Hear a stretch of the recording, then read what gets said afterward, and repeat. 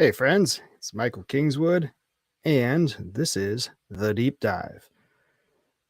First time with the Deep Dive number one. First time streaming to two places at once, YouTube and Rumble, and getting back into my live streaming motif schedule, I guess is the better way to do it. A better way to say it, since motif is a totally different thing entirely. And we're seems to be going pretty okay. Let me verify that everything's going through. It appears that we are streaming on various places. And yeah, look, that's working. And hey, okay. So YouTube's up, Rumble's up. I'll be getting other places here as I figure out how to do them. And that'll be pretty awesome. So what this is going to be, this is the first one. I'm sort of just letting folks know here how this is going to work. This is going to be me talking about goings on in my writing life, since those of you who know me, which, some of you do, some of you don't. I write fiction, science fiction, fantasy, mystery, and occasional romance and other things as the mood strikes me. And one thing I did recently was run a Kickstarter for a new book that I'm putting out here in the next month. And while I was doing that, I was streaming every day, only to YouTube, about the status of the campaign and how it was going. Because I thought it'd be cool, and I thought it might help generate a little bit of extra oomph to the campaign. I'm not sure if it helped or not, but I got some views and some people, interacted and thought it was cool. And so I said, hey, once the campaign's done, I'm going to keep doing it. But I wanted to figure out how to do it a little better. Wanted to go to more places than just YouTube. And I had experimented with a couple different streaming software setups, and I wanted to settle on one. And so it took a couple, and that required some money. It took a couple weeks to get money from Kickstarter for the thing, and took me a couple weeks to figure out what I wanted to do. So I used some of that Kickstarter money to set up the streaming software, and also to and of course I saved some of it for taxes and some of it for just savings, and also for some other projects coming up. But now we're ready to go. So we'll be doing this daily as best as I can. Obviously, life will be what life is, and we'll attempt to do it every day at 2 p.m. Pacific time, because that's the best time for me with my schedule and what I have going on in life, the universe, and everything with the real world. Because I have 4 kids, got a puppy, got other things going on, and got an ex-wife, and so I don't have the kids every week. But when they are here, there's stuff pretty much going on with them pretty much every evening, and sometimes even when they aren't here, I got to take them to and fro, because depending on X's work schedule, the kids need to get where they're going, and good dad helps out. So I'll take them if need be. So the evenings are pretty much out. The mornings, well, since I no longer work for corporate, I write, I publish, and while the writing cash flow is spooling up, I drive rideshare stuff for Uber and Lyft while to make the cash flow work while writing cash flow is spooling up. And I'm more and more finding that going in the mornings, especially early in the mornings, works quite well, best for that. So mornings is I'm doing work stuff, doing driving stuff. Lunchtime through evening, I'm doing publishing stuff, writing and publishing stuff. In the evening, I'm doing kids stuff. So afternoon time frame for me is best. So boom, 2 p.m. Pacific. Doesn't work for you guys. Sorry, but is what it is. So, whoa, shoot. And why is this the deep dive? Well, because I was a submarine officer. And, diving deep is what submariners do. Also, somebody on a forum I'm on suggested the deep dive, and I was like, yeah, that kind of actually works. But I changed it to Michael Kingswood's deep dive because it's me, and so that's how it is. Okay, so the title of today's stream is Of Dog Parks and Destruction. I have some writing stuff to talk to, but I'll talk to that towards the end. But first, I needed to get this off my chest because some of this stuff just happened today, and it's like, you gotta be kidding me. How is this possible? So, those of you who don't know, I've got a super awesome, wicked, cute, super fun puppy named Freya, and she is a Malinois Belgian Shepherd, which those of you who know the breed know that that means that she's rather energetic, which hey, nothing wrong with being energetic, right? They're also very smart. They can jump like nobody's business, and they are taking all of the jobs away from the German Shepherds because you know, darn Krauts, get out of here. We are taking over with our Belgians. And let me share something here for you. This is, while we're talking about her, I will just share her. That's her. Being lazy, as dogs will be. But as you can see, she's really cute when she's lazy on her little doggy bed there. Anyway, so she was a Christmas present, and we've been getting to know each other. Since she's quite attached to me and she's a puppy, I take her driving with me when I go ride sharing. I checked all the terms and conditions of both Uber and Lyft, and nothing's saying I can't do it. So I've been doing it. And in fact, the terms and conditions require me to let riders bring their dogs, assuming that they're service dogs, but I'm not going to ask. So it seems to me turnabout's fair play. And pretty much everybody loves her. The riders love her. I call her my tip generator and my female phone number generator. Since a number of girls have like, oh, I love the dog sit for you. Here's take my number. It's like, okay, and never. I think I tried to get in touch with one of them once. Like, hey, I actually could use some dog sitting. She's like, oh, I'm out of town. Sorry. And so, okay, well, you're you're lost. I was going to pay you, but yeah. Anyway, anyway, so she comes riding with me. I have been over the last month and a half or so. The primary reason was because first she was a puppy, a brand new puppy, and I didn't trust her not to go to the bathroom all over the house yet. And also, it's quite obvious that she could not stand to let me out of her sight. She would just follow me around all the time. It turns out house training was very, very easy. Very smart dog. But she, still was very much attached. Over the last month and a half or so, I have started to get her to accept when I leave. I've left her alone for a bit, and first I was like, oh, I come back. I was like, oh man, she's gonna come back.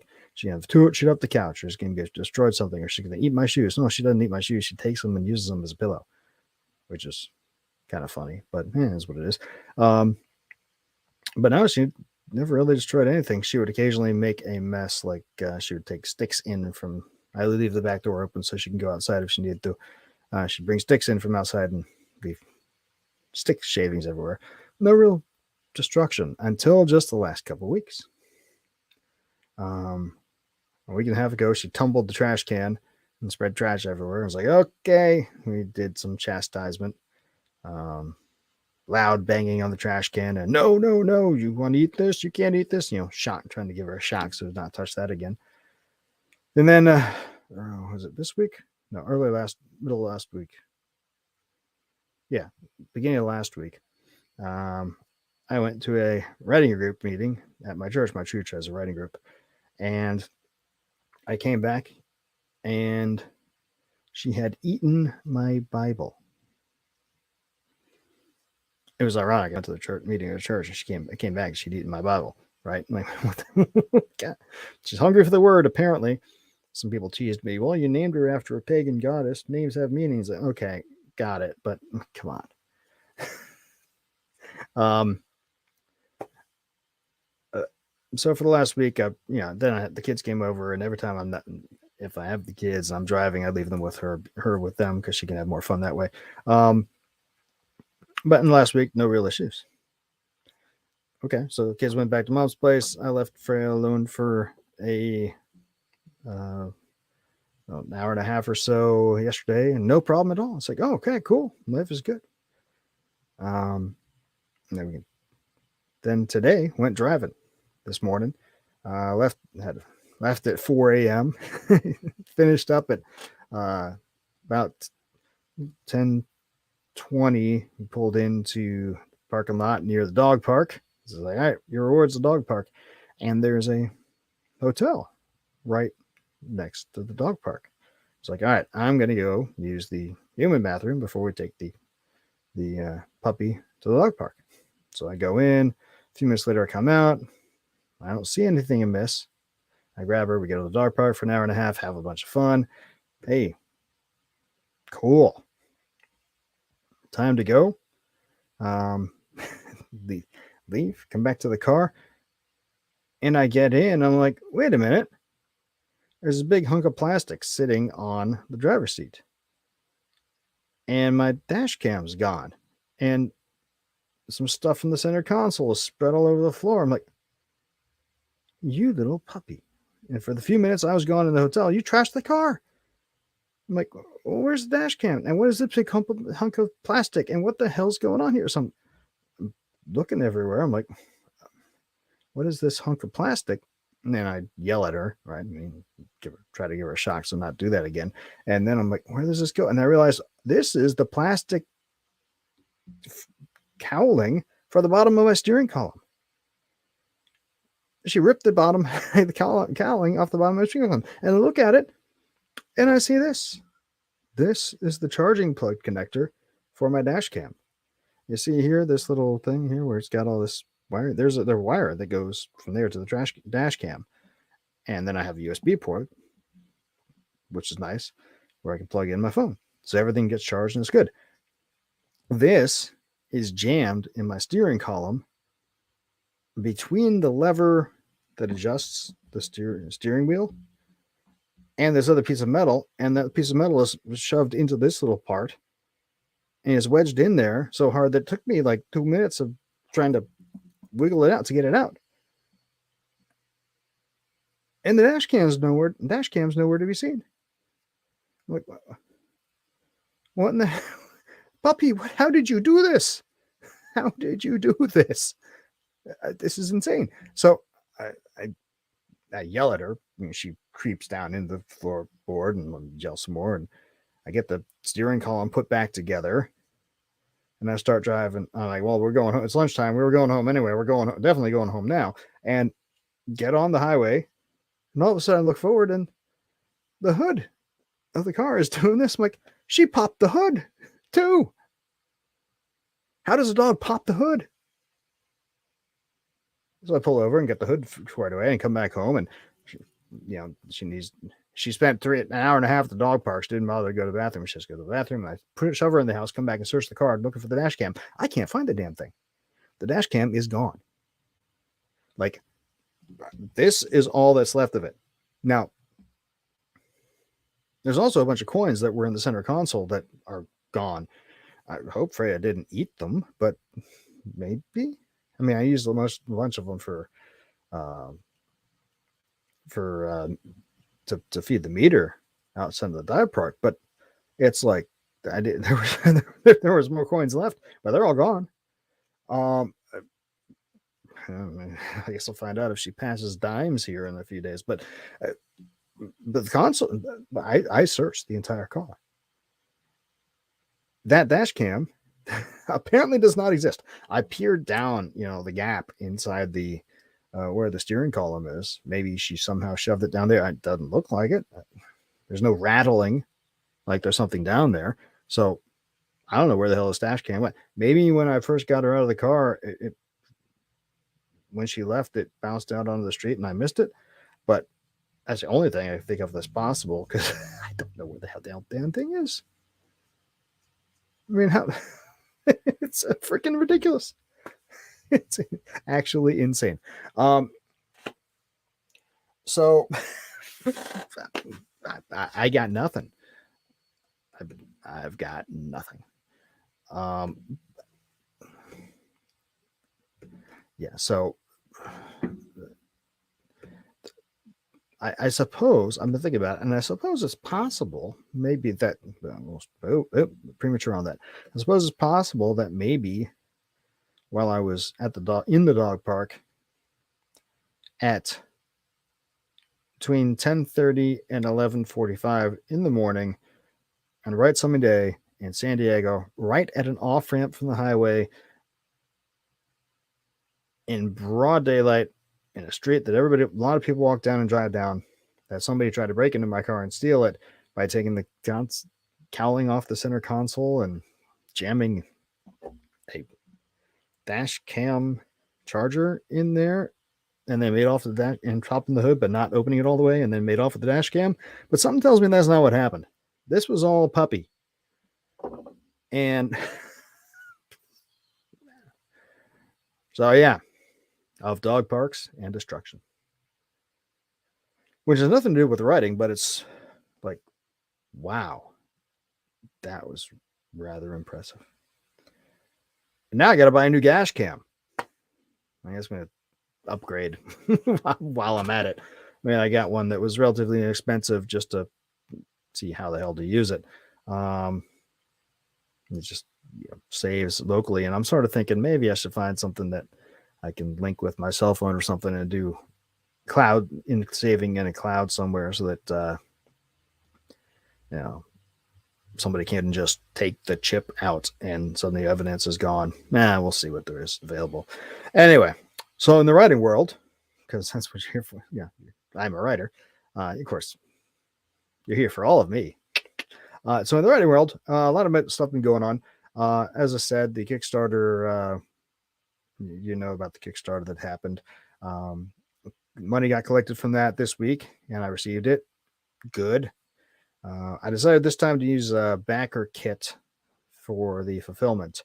In the previous campaigns I've run, I just did it all manually.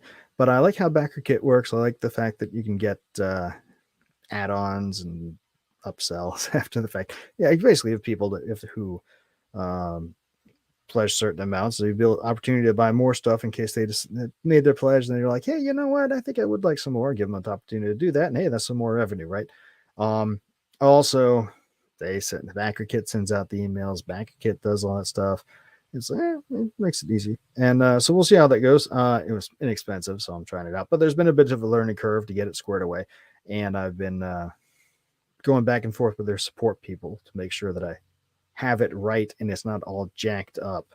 And I think it's just about ready to go, and we'll be sending it to folks, sending surveys out here very soon, and then beginning fulfillment. So that'll be awesome. But alongside that, the previous campaign I did was a book called Stories from the Great Challenge, which if you weren't around for that, the Great Challenge went through spring of 2019 to spring of 2020. It was write a story a week, a short story a week for the entire 52 weeks. And I crushed it at 53 stories, actually. And this past fall, I ran an Indiegogo, and on January, I put out the collection, Stories from the Great Challenge, all 52 stories. And since then, I've been reading those stories here on my channel, obviously not live stream, but on my channel every Saturday for Story Saturday, because that's what I've been doing on this channel for years now, is presenting my fiction on Saturdays. It wasn't always on Saturdays, but eventually I figured out a good routine to do it on Saturdays. So it's Story Saturday. I finished up a novel that I've been reading through prior to that, and then for the last 8 weeks we've been reading the stories from the challenge. And I've been getting up, so that's what I want to show you here. This is the other cool thing. So let's this is the other cool thing that has to do with writing. Is these are all the stories that I have published so far this year. There's 9 of them. Here it is in March. So in January was Stories from the Great Challenge, all of them. And since then, all the short stories, starting with Red Orchid, then Debts and Obligations, and then I think it was Naughty Nice, then Poppers, Give a Dog a Bone, Case of the Missing Rocker, Fence's Neighbors, and now Smoke and Embers. Now, in fairness, Red Orchid and Poppers had already been published and out there in the world. So in reality, there's been 7 new things in the last 3 months, but still pretty good. And there'll be a new novel here within the next month, and every week another shorter story going out. All of these are both out in ebook, and the audiobook is up. And this is this is the store on my web store, ssnstorytelling.com. That will get michaelkingswood.com/store will get you to that, and you can get all of my stuff in any format you want from there. You can also go to Amazon and Barnes & Noble, Kobo, all the other places, but it's better to come straight to me. Why is it better to come straight to me? Because you like an artist. You want to support the artist, what they do. You can either go through a middleman, and the middleman takes a cut, sometimes a big cut, or you can come straight to the artist. So it's better than it used to be. Back when New York Publishing, the middleman took like a 90% cut. Now with Indie Time, Amazon and all those people like 70%. I take 30%, so I get 70.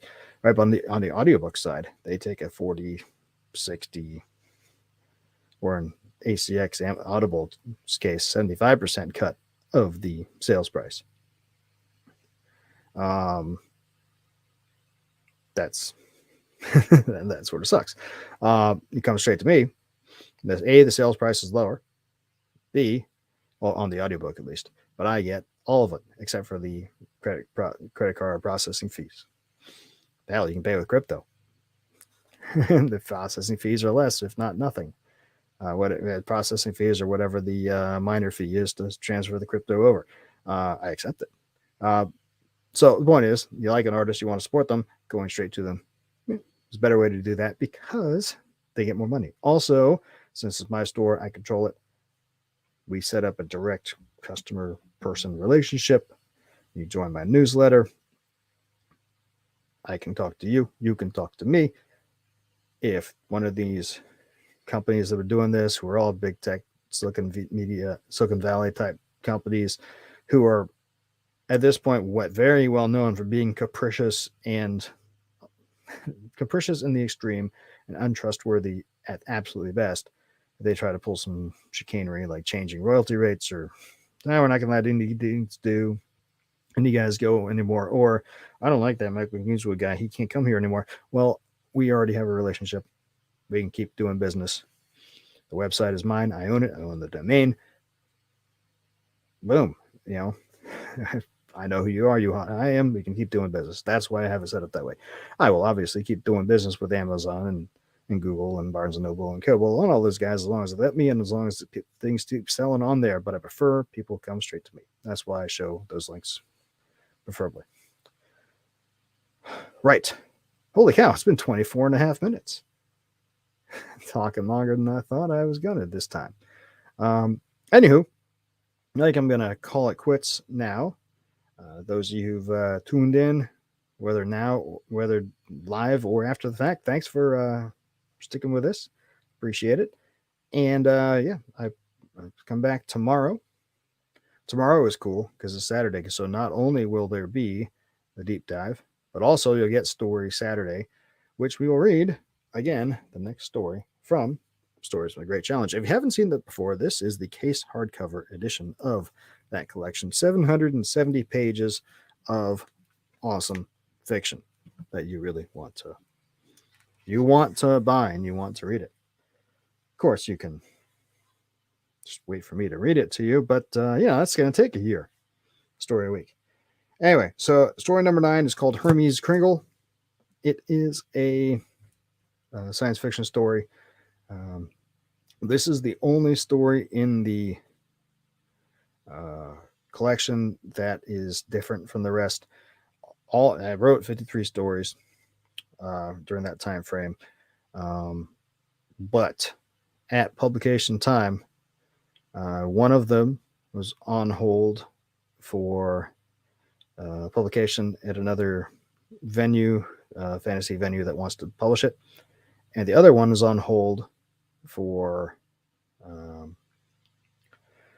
because I submitted it to Writers of the Future, which is the biggest writing competition in science fiction.